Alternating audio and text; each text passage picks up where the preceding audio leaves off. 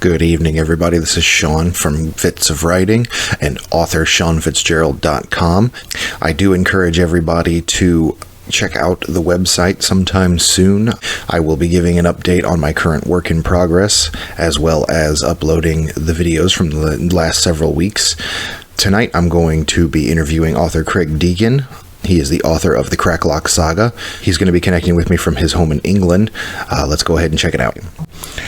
I am here with author Craig Deegan. He wants to talk about his book series, the Cracklock Saga, specifically the latest book, The Tale of Nathaniel Cracklock. Before we get too deep into that, Craig, give me a little bit of a synopsis on yourself and how things have gone with you as a writer so far. Problem at all, Sean. First of all, thanks very much for having me. Much appreciated. It's good to be on the show today. So I'm Craig Deegan. I live in, obviously from my accent, I live in the UK. I'm right almost pretty much in the centre of the UK, not too far from Nottingham, for those of you who are familiar with the Robin Hood legends, but that's where I'm from. I'm the author of the Cracklock Saga. There's 4 books so far in the series. I kind of got into it. I'm a hobby writer, first and foremost. That's kind of what I do. I do it to keep myself out of trouble while my wife's watching these awful programs on the television where they're dancing or singing or whatever it is. So I kind of come and creep myself into my little study here and writing. I've always kind of written about stuff and short stories. I've had a couple published, nothing drastic, but yeah. Then I came with the idea for this the Cracklock Saga, which I'll try and share a little bit more about the background to it as we go along. But yeah, that was really in February 2019. I went to Comic-Con and I did beta reading for a number of authors, and one of them was there, and I sort of shared this idea I had about Cracklocks, and he said, well, just get it written. I was like, well, I don't know if I can, I've never written a long story before, and he says, if you don't have a go, you'll never know, so just, get your arse into gear and get it done. So that's basically what I did. So yeah, I've been writing them ever since, really. It was May 2019, I think, when I first started, and here we are, 4 books in 5 books. The fifth one, which is book 4 of the series, will be published in November this year. That one's called Dire Sorrows. I've just had the edits back from that, so yeah, we're all good to go on that one. Well, great. That's exciting. Tell us a little bit about.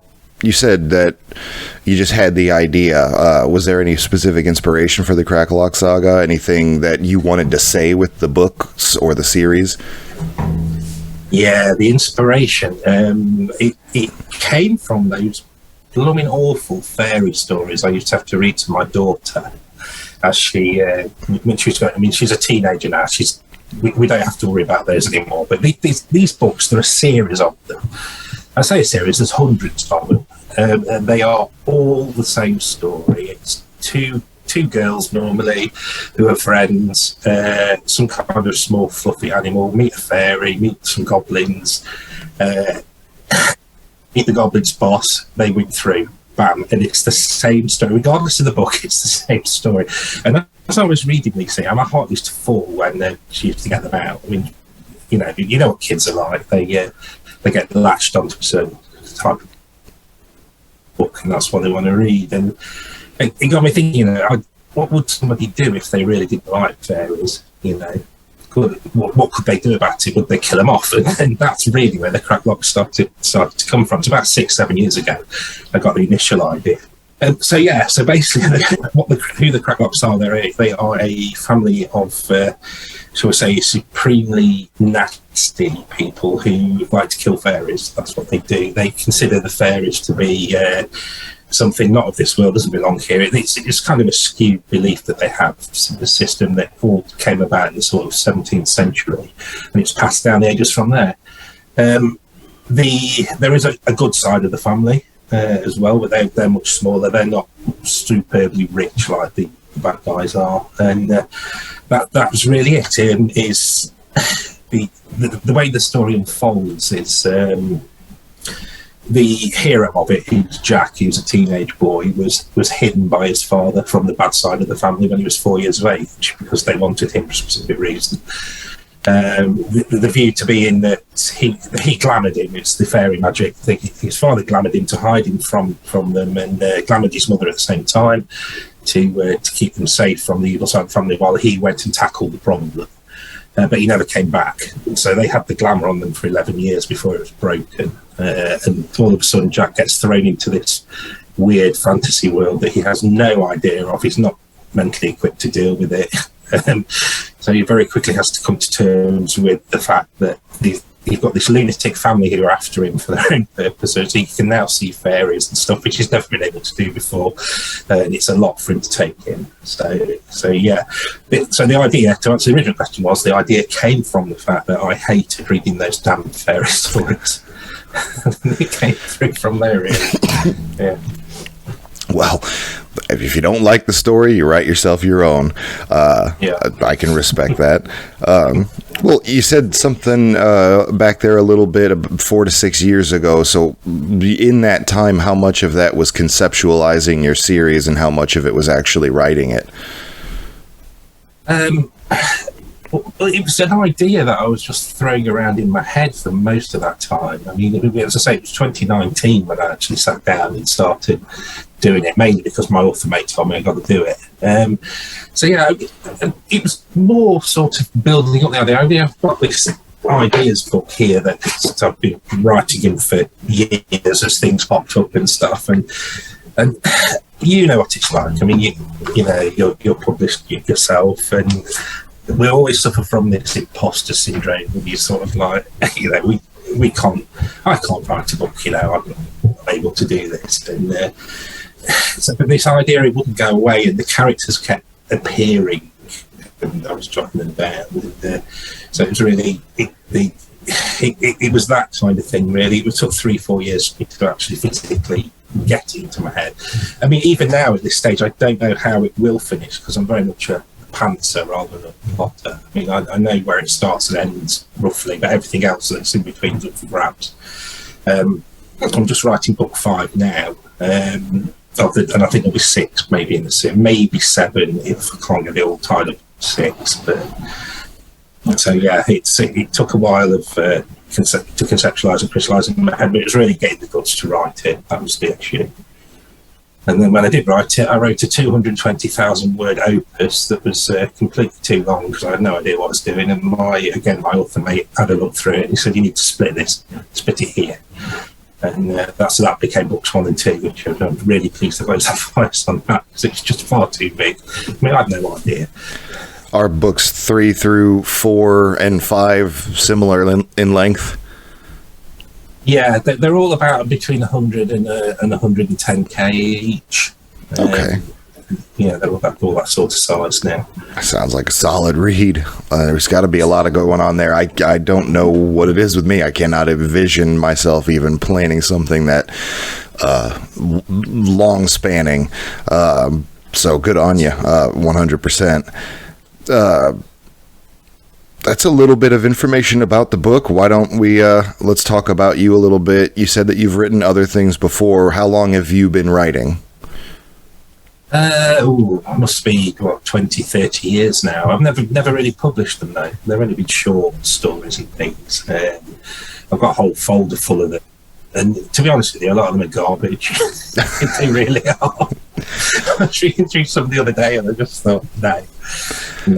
That's okay. I don't tell anybody what my fanfiction username our fanfiction.com username used to be at either. All my old stuff's a learning process. So I feel you there. Okay. Yeah. Well, what do you think has been the coolest moment as an author for you so far? The coolest moment, I guess it's really actually understanding that people read your stuff and like it, to be honest with you. I had there was a really, really good feedback I got. When I did book 1, I was looking to market it about, and I sent it off to some review teams and things that review a variety of things. And she, her son has it's not a it's a learning disorder where I can't remember the technical name for it, but they have to read with like a coloured sheet over the words. It's a form of dyslexia, I think. But he doesn't read at all. So her oldest son had picked the book up, they'd scoffed the bar of chocolate and put him with the book, and then sat down and he read the book and really liked it.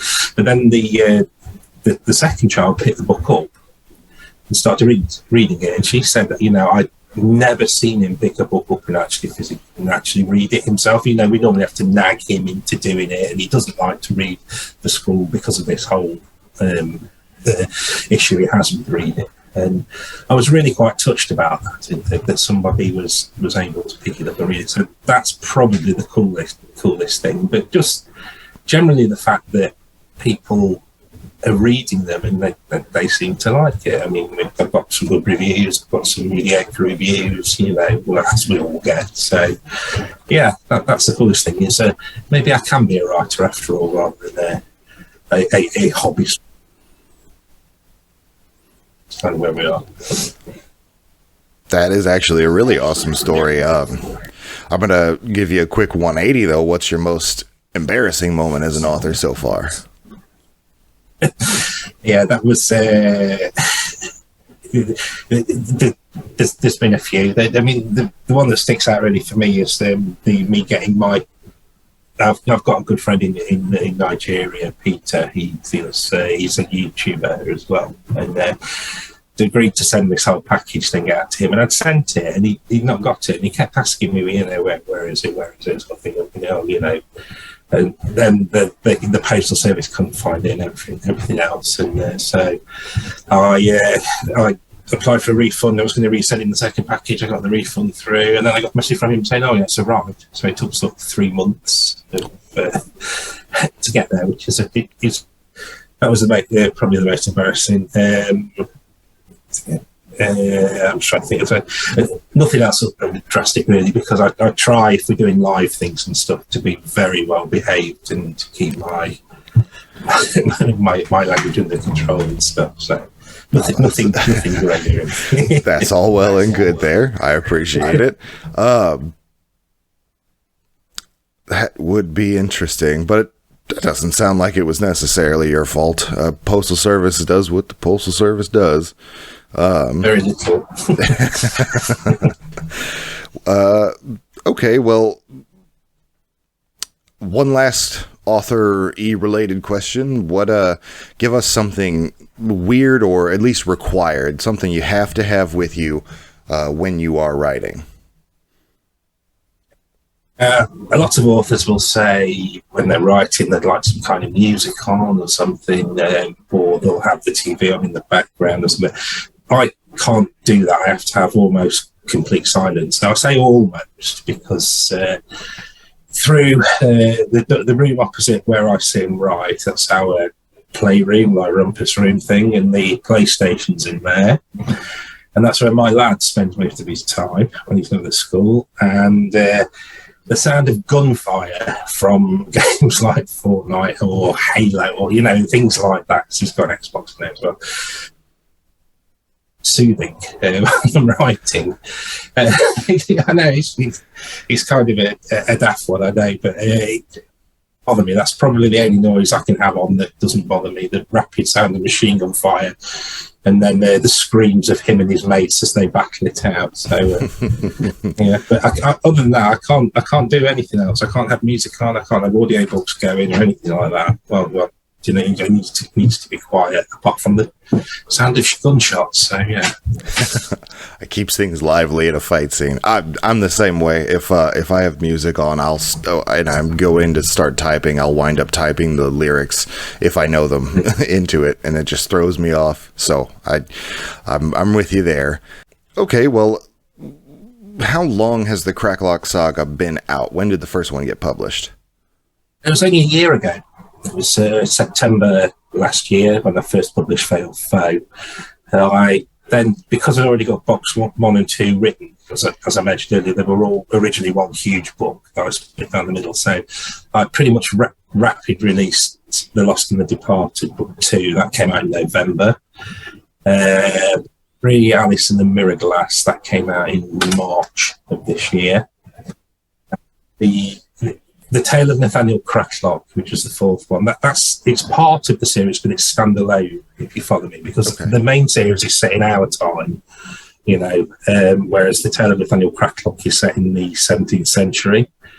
There was originally three founding members of the family. There's Philippa, who's basically the founder of the bad side of the family. Then there's Bartholomew, who is the founder of the good side of the family, which I hear that belongs to. And then there's the missing side of the family, which was Nathaniel. And the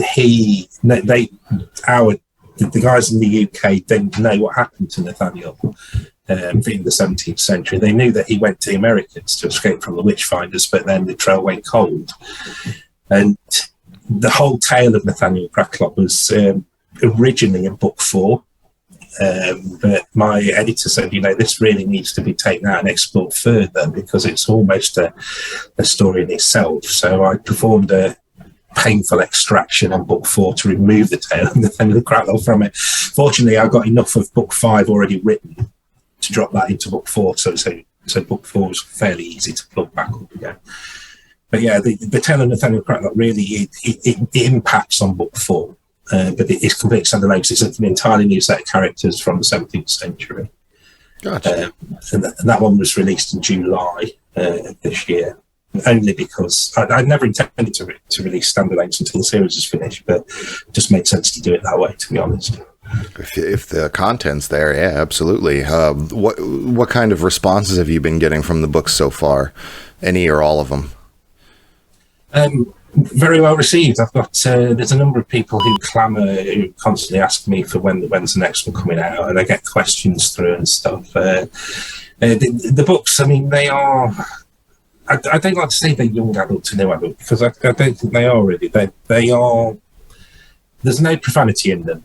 First of all, there's nothing like that. But they're intended really to be read by everybody, and most of my audience seem to be older readers. Sort of people our age and above, I think a lot of the time now kids spend too much time on their mobile phones, don't they? So they don't tend to pick up an ebook up anymore, really. But it's been favourable, very favourable. I've had some good reviews, and people seem to like it. And as I say, I get questions quite a lot all the time from doing interviews like this, or if I do live things on the Facebook channel and stuff.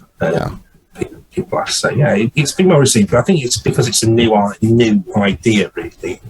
The concept is not new, but the way it's portrayed is, at the end of the day, you don't expect to see people killing fairies, do you, really? Unless it's high fantasy and there's elves doing it and stuff, but not set in our time with modern day schoolboys. So, yeah. Craig, we're going to learn a little bit more about the Cracklock Saga and the Tale of Nathaniel Cracklock by read the fucking book. I guess the first question that I want to ask about it is, you said that the Tale of Nathaniel Cracklock is set aside. So as your book begins, what is the reason that it is set aside from the rest of your tale? It's because it's a historical part of the tale. It kind of explains one of the strands of the family that disappeared and went to America, the Americas as it was at the time.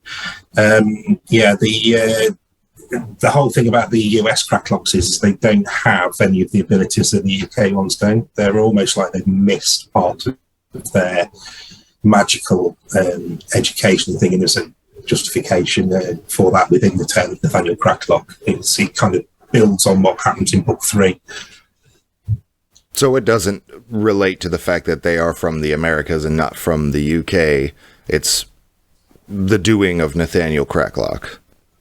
Yeah, it doesn't relate to the fact, because Nathaniel obviously has the abilities when he goes to the US, but it's the family line that he establishes there. And there's that basically flows down from there through the ages and through the generations. Why they all of a sudden why they are so different from the UK guys. Is there a particular reason that they went to the Americas?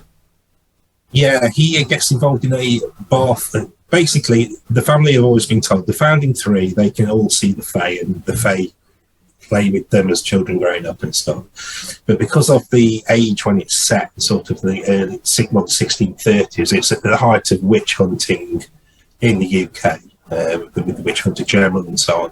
And their father has always, you need to keep the fact that you can do these glamours and see the fae secret. Don't advertise the fact that we're different from other people. But Nathaniel being a young man, he's moved out of home, he's in lodgings with his friends, they're out wenching and drinking all the time and stuff, and he gets involved in a bar fight and in a tavern fight with somebody, and to save his own life, because he's quite drunk, he uses a glamour on him in front of everybody, and of course they're like, oh, servant of Satan, the devil's own, you're a witch, you're a sorcerer, blah blah blah blah. So the witch finders then come after him, so he has to leave the UK. They're trying to hide him from the witch finders, which were all powerful in those sorts of days. So the only way for him to do it was to flee to the US, just to make a new life for himself away from them. Nathaniel doesn't get in any more bar fights when he goes to the Americas, does he? His father has given him quite a stern talking to and said, you need to grow up, basically. There's a whole moral message. Well, I wouldn't say it's a whole moral message, but morally he decides to make a change for the better for himself. Gotcha.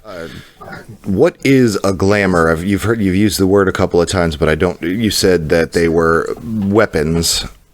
But what makes them different? What is a glamour sword versus a regular sword? The glamour is the fairy magic, and it's the controller of the glamour who can use it in whatever way they deem fit. So they can create weapons if they want magical weapons that disappear. They're more used really for throwing spells at people, for want of a better way of putting it. Okay. They're used for defense and so on. And Nathaniel and the other Cracklock family founders, do they have any other abilities outside of just being able to see and perceive magical creatures, or is that where it ends? No, they can see the fae, and obviously they are part fae themselves through generational things. It's explained in book 1 about the whole family tree, how it happened. It's basically changelings have been substituted into the family over the years until a certain point where two of them two of the earlier family, they have their first child, which is the father of Nathaniel. See the fae, he's the first one. Okay, gotcha. Okay, well, so you said that they used to play with the fae when they were kids, but now a good chunk of the family hates the fae or are afraid of them. Why are they hateful or afraid of the fae as adults? Okay. The adult side, the ones that hate them, which is Philippa's line, it's due to a skewed religion thing that stems from Puritan religion. The American Cracklocks are afraid of the fae and they avoid them at all costs. And the whole reason for that is what the story is that we sort of talk about in the tale of Nathaniel Cracklock. So, why are they afraid of the fae? Why are the American Cracklocks afraid of the fae? For that, you'll have to read the Grocking book. Read the book. What word did you say? Grocking, which is it's the swearing that the fairies use. They use grockles and grackles are life force or glamour energy, and so they very often use the word like what the grack is going off and by my grockles and grackles and stuff like that. So yeah, I use the grocking word there. Okay, well, I don't have to censor that. That's fine.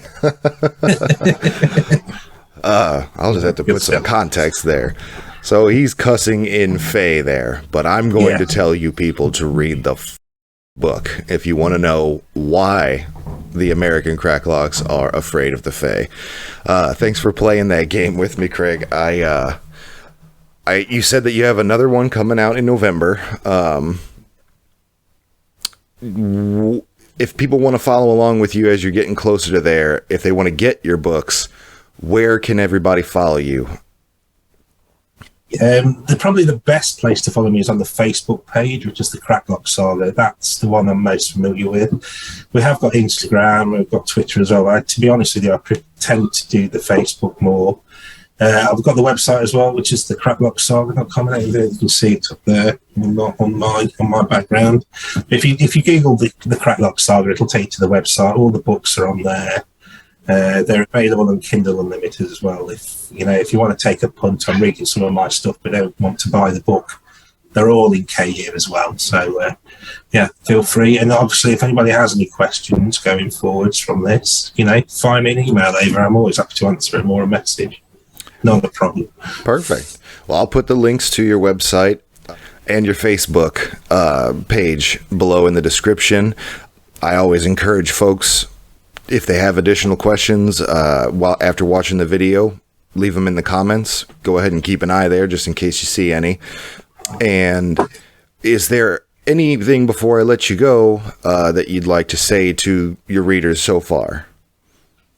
Just thank you so much for coming on this journey with me, to be honest with you. It's been, we write these stories for ourselves as authors do, but it's always great to have the endorsement of other people who have read them and actually quite like them. Thanks ever so much, guys, and there'll be a lot more coming. The series of Jack will stop at book 6, I think, but then we've got lots of other stuff in the pipeline as well, so I'll be around for a phone while. Good. Well, that's good to hear. Well, I'd love to have you back if ever you want to promote something that you're putting back up down the road. Give me a holler and we will reconnect there. That'd be awesome. Thank you. You bet. Thank you. With that, I'm gonna say thank you for your time. I know it's a lot later where you're at than it is where I'm at, so I'll let you go.